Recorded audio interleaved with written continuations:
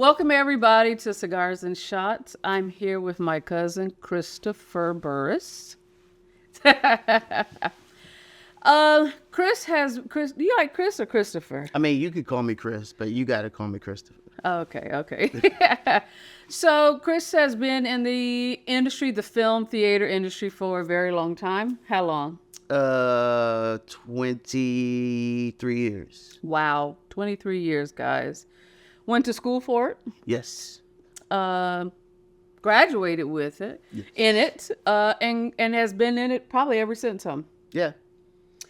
So one of the best things about doing something like this, especially with somebody, family first, but somebody who actually is dedicated to our pieces of work, whether theater or film or anything of such.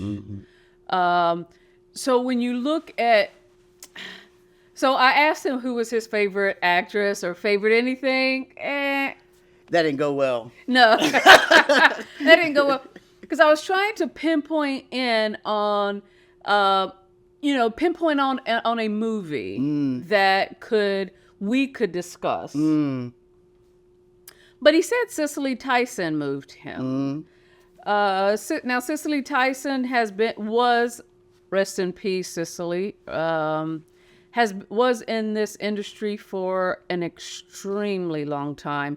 She was acting up until like 92 years of age, not 1992, but 92 years old. Yeah. And she broke barriers. She unfortunately never received the accolades in the mainstream media or mainstream like awards and all that. She got an honorary Oscar. Yeah, but we for sure gave her accolades while she was alive, and we'll continue to give them to Cicely. So what is it about Cicely that drive? I think the thing that the biggest conversation around Cicely is how intentional she was about the types of roles that she chose. And not that has to be for everyone, right? Like, we need directors and artists who are not afraid of all aspects of Black life, including the shadier sides of it, right? Yeah. But that wasn't what Cicely where she wanted to put her energy. She wanted to put her energy into uplifting. Yeah. And so just the fact that she had that career for that long with those principles and she never compromised them, right, is astounding. She loved Black people. She loved Black people and really wanted to see us uplifted and to see us in our best lights on the screen. And I think there's lots of other reasons to love her, but I feel like that's really the conversation around her. We've all got to make decisions about what kind of art we want to make, you know? Yeah. And it's very personal. And it's hard these days because everybody has an opinion. I saw somebody tweet the other day, I don't know what artist they were talking about, but it was like, why go to the studio if you're not going to release the album? And I thought about writing back and saying, well, just because they went into the studio doesn't mean you're privy to the product until they're ready for it. Until they're ready. Or maybe they're not ready. Maybe what came up doesn't actually align with their values in whatever particular session. But, we're in a place where everybody has an opinion about what you should be doing and what you shouldn't be doing and what roles you should be doing and what roles you shouldn't be doing, what movies. So I feel like just the fact that she was able to navigate all of that, stay true to herself, and it is just... And thrive in it. Yeah. Not just survive. Yeah. Thrived. She thrived as an actress, as a person in pursuing the happiness of Black. Yes. That was definitely a main Not point. Afraid to show the struggle, but right. But wanted to see a deeper sense of us than what was being offered. So you said you read her book, and this isn't going to be a Cicely Tyson show, but we are because she's such a pioneer in this industry. We're paying that definite homage to you. What in it did she speak about that really resonated with you? The struggle. Uh, I mean, her journey to being an artist, first of all, because it wasn't something she was born with. She wasn't born with that desire. Right. You know what I mean? She sort of just stepped into it. But just the struggle, just how hard she had to fight. You know, she had a kid very young. How she had to work to take care of the kid. You know, sending her to school, also working to protect her privacy as she built her legacy. I mean, just how you have to keep fighting. wow. You know. Yeah.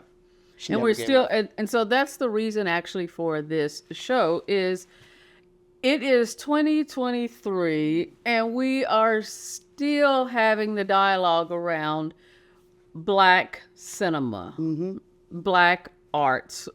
Why, and particularly, so my take on all of this and the reason why I'm doing this is being a Black filmmaker. One of the things that I've been studying is cinematography. That's the person that holds the camera, the person that shoots it all. Why out of the top 25 Black films in 2018, 2 had Black DPs, and it was the same DP. Wow. And kudos to Tyler Perry for being the one company that hired. Which is why you Black gotta give Tyler his props. Absolutely. You don't have to like the work. You don't have to, No. but you I think you have to respect the way that he moves. Yes. And we had 2018, and I'm going to put up the statistics behind it, was probably one of the best year in Black cinema. Black Panther. Napoli Ever After. America. Amerkka. Oh yeah. That's with Denzel's son. So we had a plethora of Black movies in 2018. But one of the staggering points of it is, considering that out of the 25 top Black films, one DP amongst all the 25, and some of our favorite Black movies, like a Black Panther, that was written and directed and starring almost a majority Black cast, the DP, white. Oh. The editor, white. Producers, white. A project like Napoli Ever After, starring oh my God, I have to put that name in there. I don't remember.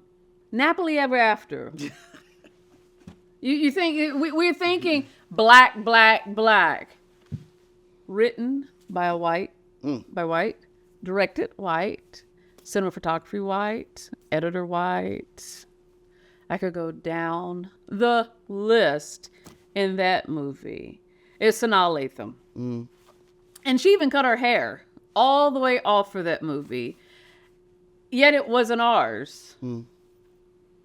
It was theirs. The only person that got any glory from that is Sanaa Lathan, unfortunately. But she even had to cut her hair off of something that wasn't even written for us or by us. And that's where I'm having the issues, because how are our stories getting told if we're not telling them? And if we're not shooting them, if we're not directing them, if we're not DPing them, if we're not editing them, if we're not composing the music for them, how is it, what are we, why? Yeah. Because I feel like at that level, it's easy to justify having someone who isn't Black on the team because of their talent, right? Because that's a lot of times what it sort of goes to. There was recently a play on Broadway, all Black cast, Black writer, but it had a white director, and the the writer went out of their way to sort of say, like, I got criticized for this white director, but look, we made it to Broadway. And so a lot of times that's. But I wonder why they made it to Broadway. And so here's the thing. But it's like, even first of all, the assumption that you could not have made it to Broadway, right, with a black director, I feel like is sad. But also the thing is that you don't know what you're missing in terms of the culture being infused into the work. Yeah. So of course that director is at a certain level, that DP, the cinematographer, is going to be able to deliver quality work. Absolutely. And so then everybody's going to see the film and we're going to say, yeah, but you don't know what you're missing if there wasn't someone from the culture who was in that position. Right. It's the little things. I remember even Get Out. It's an acting thing, but I remember there was just one moment in his body language that I was like, clearly this is not a black man in America. Right. I can see from the way that he moves and the way that he's reacting, because a part of it is it's not that we're a monolith, but we're in the same circumstances. Yeah. Do you know what I mean? With the same limitations, with the same expectations, with the same judgments. So there's an understanding that we have. And so seeing that and saying, like, it's really, really, really, really, really small, but that one moment takes it away from being my authentic story. Got it. Oh. And where is he from? Jordan is American, but the actor I think was London. Yeah. Because they can act. Yeah. Yes, they can. Us Black Americans, then. Well, we were actually discussing that because I'm a British television fan, movie, anything of it, and one of the big reasons is majority of the actors over there go to theater first. Majority of your favorite actors, actresses, black actors, actually any actor here probably has done theater first. Viola Davis, theater first. I think it was not Morgan Freeman, but Samuel Jackson. All of them have done some theater prior to transferring into film, and it feels like that's why some of them have just a better understanding of delivering a line. And we've grown so far as with black actors. Oh my God, we have such an amazing group of black actors working right now, and black directors, So what is our next phase? Is it the DPs? Is it the editors? Is it the composers? What is our next thing that we need to break the barrier for? Yeah. I think we have to decide that those positions matter. Yeah. Yeah. I mean, I'm just about to get on a project. It's an African, almost a majority African cast. It's a majority all black cast. Written by black female, directed by black male. They didn't want a black DP. And I'm going to call you guys out because this is a BET project. This is a BET project. And they did not want a black DP. Now, what that comes down to in layman's language is Chris is a color, I'm a different color. We're very close. But if add into the mix someone lighter, somebody darker, and what does that mean now? You're not going to blow us all out to match the lighter skin Right. one, or you're not going to darken us all down to match the darker skin. You have to know how to light us. We are a plethora of shades. And I'm not saying white doesn't come in shades, but the issue is that, if you want to be in the mainstream and you're not white, you have to learn how to work with white actors. You have to learn how to work with white everything, right? Yeah. But the reverse isn't true. So you can go through your career training and learning how to do a particular job and not have to learn how to do that job for people who don't look like you if you're white. Correct. That's a part. That's really a lot of what it is. And when I'm hiring a DP for a project, especially a majority all black cast, the first thing I ask is, have you ever shot black? Yeah. Black in general. I'm not saying it doesn't have to be a whole cast, but 2 to 3 black cast members. And if they say no, I have to usually move on because it will take them a long time to figure out how to light us all and light us properly. It means giving me a light, him a light, and whoever else it is a light. It's one lighting, unfortunately, will not work for us because we are every shade. And we come in every shade. So somebody, you have to be able to know how to light us. I mean, even trying to light this, I didn't light it. Luckily, there's lights in here that it would be able to, sort of even us out. But if you're shooting film, I mean, it's completely different. And how do we as black people accept that? Yeah. I can't. It's hard. It's really, really hard for me to accept that you couldn't. Okay. Numbers. If you look up black DPs, there's about 8 of them that show up. Okay. 8 of them. The top one is this guy named Brandon. Has worked on DP'd Selma.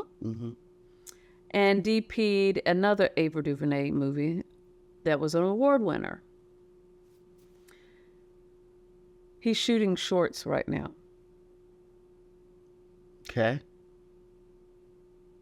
He's an award-winning DP, and he is shooting shorts. Like, is he shooting his own shorts? Like, is he striking out? He's DPing shorts. That lets me know that he's not getting more the big jobs. Why? Is it because he's a black DP? But he's an award-winning DP. Yeah.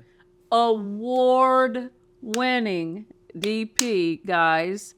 And he's shooting shorts. Now, the dude's his work is fantastic. He does great. Selma. I mean, you know what? Yeah, it's gorgeous. Gorgeous film. It was the Central Park 5 that he did as well. And again, both of them for Ava DuVernay. Thank you, Ava. I'm gonna give those props who are actually making sure that diversity means something in this industry. Diversity doesn't mean just putting a black person on a project or somebody of color on a project or a female on the project. It means putting on somebody who's actually good. Good. Now, so are we good? Are we good? Yeah. We are good. There are some great DPs out there who haven't been able to branch out into the bigger roles. I just worked with a guy, Eric, on 2 different projects. This dude is amazing. Luckily, thank goodness for him, he is not being typecast as just a black DP. He's being flown around to shooting features, to multicolor, white, it doesn't matter, because the guy is just good. He's great. But why isn't he on the bigger projects? He's put in the work. He's put in the work. And you'll find that so for the DP for Napoli Ever After, 75-year-old white man. I could go down the list of the 70 plus year old men who are DPing our products. Matter of fact, I'll go 60 and above. Out of those top 25, more than half of them were above 65. More than half of the DPs were above 65. Non-color. Now, note, I'm not dogging them out for getting their paper and getting their job, but what about the 30-year-old black DP who is just as good? Well, I will say that at some point you have to recognize when you should say no to a job. Agreed. And Yeah. When there have been times when I've been asked to direct a project, one of the first questions I always ask is why me? Especially if, for instance, you've asked me to work on a project or to direct something that's a majority women, which I've done before, and I've always said, why me? Why do you not want a female director? I need to understand. Right. Do you know what I mean? Yep. Because at the end of the day, any group that has not had the opportunity to sit at the head of their table and tell their own stories has to have that opportunity. It's a pendulum. It'll swing. You know what I mean? There'll be a day when it won't matter how many black people are on the black project because we're so used to black people behind the camera that it won't matter. Nope. But we're not there yet. No. And I want us to get there because it's not them, it's us. Yeah. It's us. It's us black producers, us black filmmakers, us black actors. There are some people like a Jason Bateman. Brilliant actor. I love him. Ozark was one of my favorite shows. He comes to set. He comes to projects with some of his own people. He will not do a project with these certain crew members that they sign immediately the day that he signs.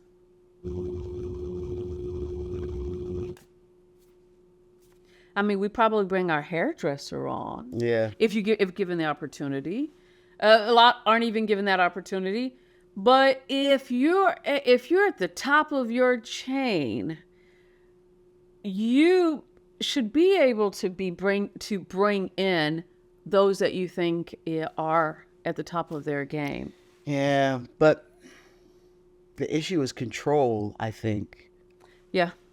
Because people with the money, the people who are running white-led institutions and white organizations that are behind and backing films, I feel like they need to feel like there's somebody in the project that can hear them. Yeah.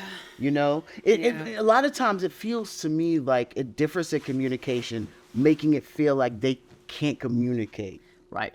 directly with us. Yeah. You know what I'm saying? Yeah.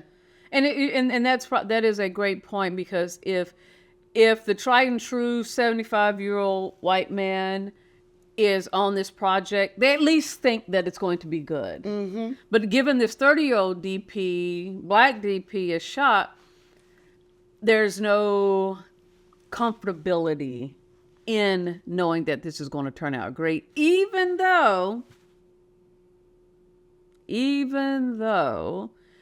that 70-year-old man got a shot. Absolutely. In his 20s. Absolutely. Because majority of those guys that are in their 60s and 70s have been working since they were in their 20s. Yes. And somebody gave them a shot. Yes. Somebody gave them a shot. So you have to give somebody a shot at some point in time. Yeah. And you have to be able to trust. You have to look at their track record. Yeah. I mean, when somebody hires you, they look at your track record. Yeah.